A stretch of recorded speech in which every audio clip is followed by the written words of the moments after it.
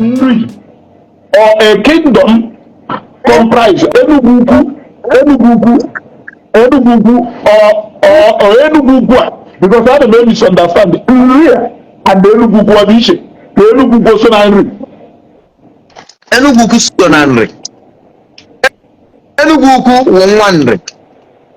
Enugu wo no ụmụ nri ọ dị normal Enugu kwesịrị nọ under nri mana because na azọ ọ tọrọ onye na onye na azọ ndị wu isi na ndị wu ọdụdụ o nwere onye chọrọ ịnọ ndị ibie mana nri dị nri n'ọrụ onwe ewuru nri abịa n'ime nri ya enwere agụ ukwu nri abịa n'ime nri ya enwere Enugu ukwu abịa n'ime nri ya enwere Enugu agịdị abịa n'ime nri ya enwere nnọọfịa oge abịa n'ime nri a n'ọbịa sokwu na nri n'ọfịa so na nri obodo so na nri erika obodo so na nri erika wee baa na Igala land obodo wụ nri erika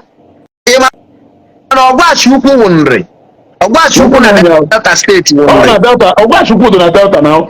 yes Ọgwachukwu na Delta steeti wụ nri mgbe m na-use service na Ọgwachukwu ndị na palace igwe Ọgwachukwu when I came and identify since that day ndị na palace a na-ewere oche nọrọ ana dị igwe Chikwume echichi de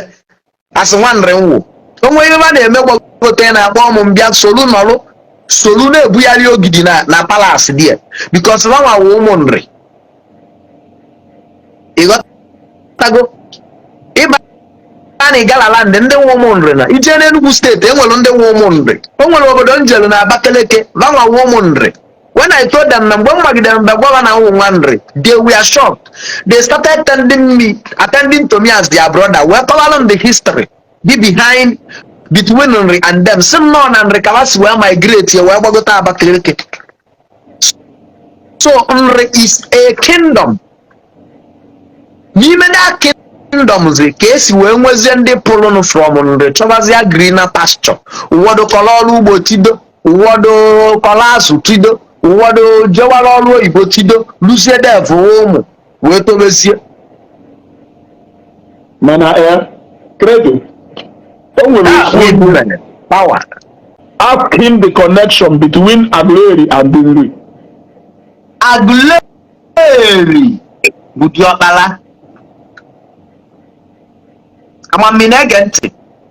Yes. Agulueri bụ diọkpala. Agulueri bụ diọkpala eri. Eri nọgidere Agulueri buto na ọ wụ a peasant farmer. Bụrụ onye na-ejegharị na-atravelụ na-akọta ọrụ ugbo na-eje akpata ihe ya na ụmụ ya eri o wee sie eri o wee sie Agulueri wee move wee bịa Nri wee setụlụọ with ndị bie mana mgbe ọ nọgidere nọjuo ike okunye mee gịnị na Agulueri ka ọ nọ wee nwụ enye ya na Agulueri nwanne Nri ọ Agulueri na Nri ka ihe ekwube bụ ndị gbogote eni. Agulueri bụ ebe eri nọ wee mụtacha ma Nri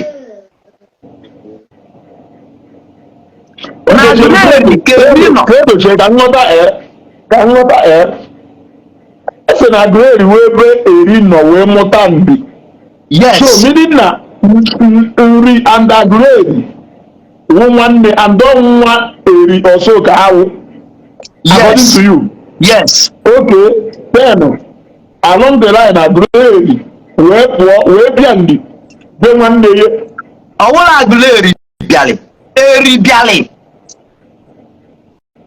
eri pụrụ eri si Agulueri pụọ eri na Agulueri wee nwụọ ụmụazị na-abụ ọ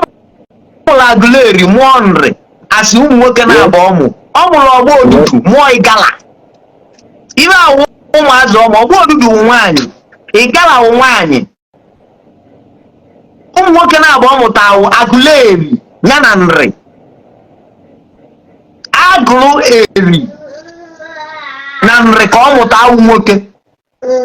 ọ wee jebe njem ọ na-eje wee duru nri na ụmụnne ya wee bata na settlement ebe a kpọrọ nri kịta wee bili wee na-anya n'ụzọ na ọgbọgo ebe nke ọzọ Agulueri Abadiọkpala ya o wee bụ ebe ala bịaziri setụlụ kwa wee chọ green pasture wee bụ ọnya nri ama second son ya o wee ruo ka ọ na-ana wee were that settlement nye second son ya wee natie na bie weri bie ebe obi ebi weri ọ dị ka mmadụ inye nwa ya na obi eri nyere nwa ya Agulueri na obi na Agulueri na the present Agulueri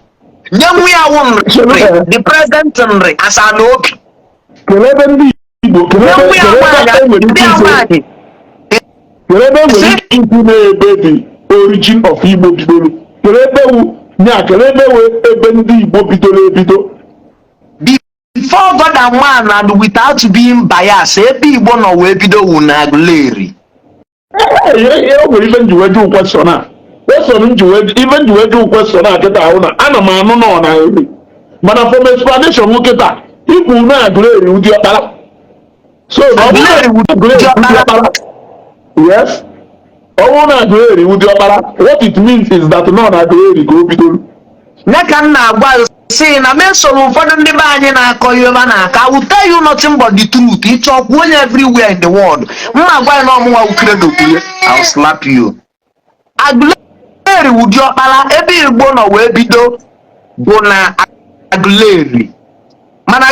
gee ntị ka m gwa gị ibe mere ụfọdụ ndị ji ekwulu na nriwa isi Igbo mgbe a na-eme ibe osu sistem mgbe a na-asụpụ ndị mmadụ ọ ya bụ onye maalụ ma onye metụ ibe n'obodo asụfịa ya na mgbe a na-agbagharị ọsọ agha ma mgbe a na-enweta fracas n'ala Igbo different people dutonarị na-akpụ arụ ime arụ n'obodo ya sụpụ etu esi a ostracize mmadụ akasti mmadụ edifonu mmadụ gba mmadụ lieutenantship ọnwụ eme ihe n'obodo ịbata na nri anabataghị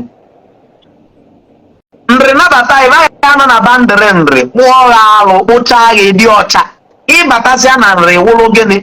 iwụrụ agbụrụ n'ụlọ ya ịbatazịa na nri ibụrọzi osu ibụrọzi ajọ ibe ibụrọzi maka anọ na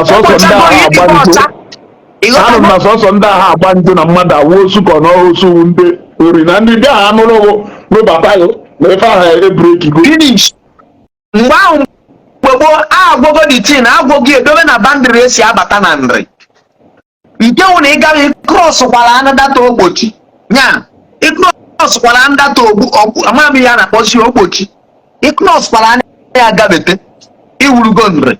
nya ịdịgo ọcha ịbụrụgo a bona fide citizen of nri ọ dị nnọọ ka emego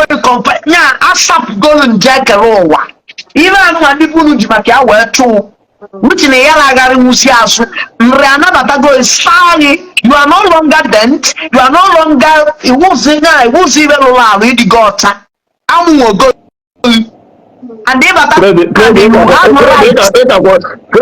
ịkakwara ezigbote aka ahụ kredo kụziweru ndebe anyị bedu n'Igbo nwaanyị ji wee dịka na nwayọ ụfọdụ were wrong teaching na-enyegasị ndebe anyị you have right with onye bụ onye nri just like etu anọ kịta by right as origin mụnwa ukredo abụrụ m onye nri mana because na anyị nwewo m ọchọ ọgụ si n'Imo gbara ọsọ wee si bandịrị Owelojo gabe mmiri Owelojo wee bata nri awee saa anyị awee saa ọchọ ọgụ wee bata nri wee bili wee setụlụọ wee mụwa ụmụ n'ọnwa nwaanyị mụwa ụmụ setụlụọ we are now automatically nri mana there is one thing that we cannot do in Nri kingdom ụmụnna m aghara etinwe eze na Nri kingdom you understand me mana every other right onye nri nwere anyị nwere ya ịbata na nri anyị ndị nwere bịara abịa biri na nri you can enjoy every other privileges and right mana agbụrụ na aghara etinwe eze nri. Do you understand me? Yes. so ibe ndị ekwu ya bụrụ ibe ọzọ bụ na maka ndị na-akọ ọnụ nrụwa isi Igbo nke ahụ akụkọ egburu Igbo ọnụ ebe Igbo nọ wee bido wụ na Agulueri na Agulueri ka the present Agulueri the land settlement maka the problem ibe wu problem kịta awụ that name Agulueri mana ọ bụrụ that name ka anyị na-afụ ihe anyị na-afụ bụ gịnị wụ the settlement the institution ebe a wee ebe iwubelu most of his shrine his temples gosi na ebe a ka Igbo nọ wee bido the thing ebe a ka o biri wee move with his children wee pụọ wee discover nri mana his temples dịkwa na Agulueri ọzụsi afa ka ọ ya azụzụ juo onwe ya ike apịa zụ ya oluo ka ọ gbadabara na nka okunye na chie azụ bie mind ya bie were ebe ahụ ọ setụrụ uvuru ọ gbọrọ nri setụlụ second son ya my grandfather na-agwaba m sị m na anara eke mmụọ bụ ụzọ ọkpọ akọlụkwala n'akụkọ Agulueri and then bịa my grandfather agwa m sị m na anara eke mmụọ bụ ụzọ ọkpọ onwe onye si what of Igala Igala nwanne nri na Agulueri Igala na ọgba odudu wụ nwaanyị na-abụ ka ọ mụta wute ofu nwoke na nwaanyị izizi ọ nụkwara more than 2 wife mana nwaanyị izizi bụ Igala ọgba odudu nri and Agulueri wiwe ọ mụta